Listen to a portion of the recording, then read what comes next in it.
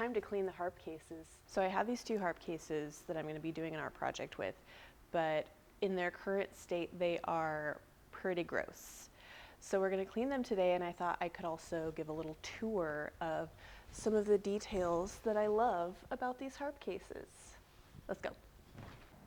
So this is the first harp that I purchased from a yard sale several years ago. The thing that stuck out to me that made me want to purchase it was not only just its cool shape, but there's just some crazy details on this thing. You can see it's pretty dusty at the moment, but I'll clean it up today.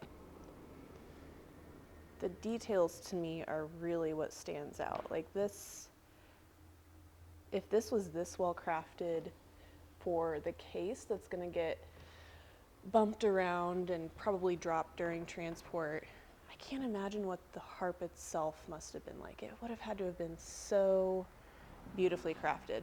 So this might be a little bit hard to see, but it says, noticed, when shipping lay on long end, I think that's what that says.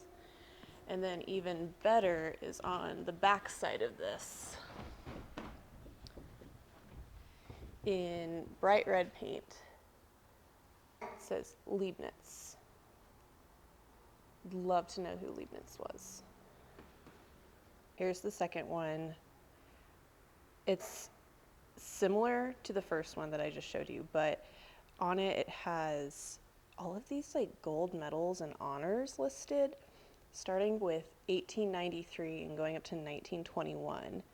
Like Chicago, Antwerp, London, Leipzig, Mexico City.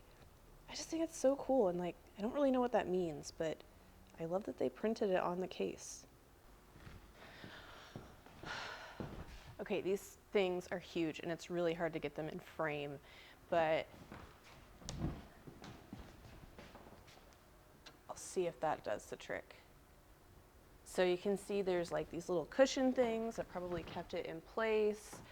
There's some like really nice wooden details in here. I'll zoom in a little bit. Little buckles.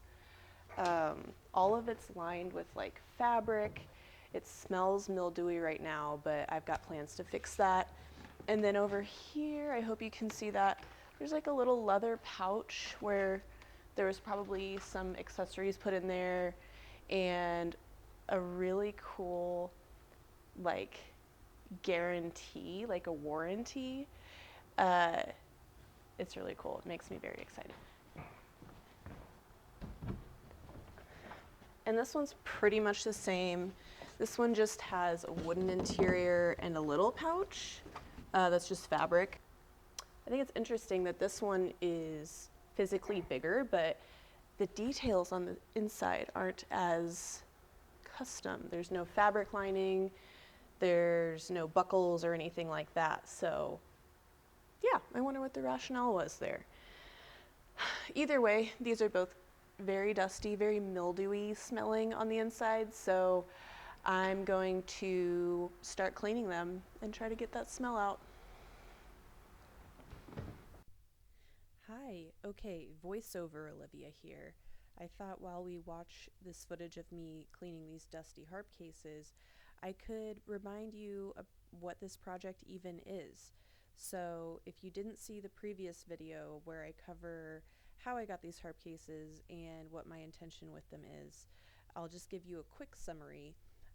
I got that harp case on the left at a garage sale a couple years ago, and through kind of a variety of events acquired a second one from a client of mine. I will be putting neon art inside of them, and my inspiration behind this project is the harpist Dorothy Ashby.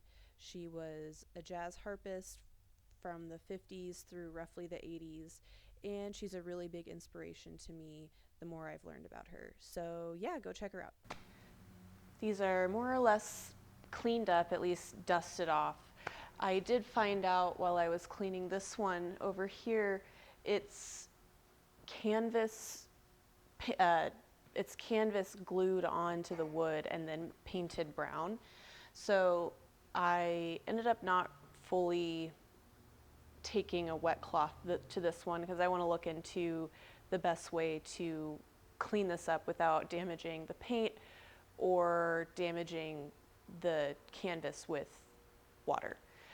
So anyway, it does look a lot better though. The water, when I dumped it out in the sink, was filthy. So got a great chunk of cleaning done. What I'm still gonna do is get the ozone machine that cleans mildew and just general smells out of the air.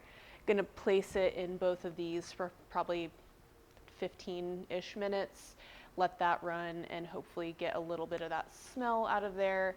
So I guess where I'm at right now, just mentally with this project, is I feel like I'm staring at a mountain in front of me. Like, still kind of have to nail down my concept a little bit, and then I still have to figure out how to physically put neon in this, because it will have to have some sort of structure, it'll have to have power running to it.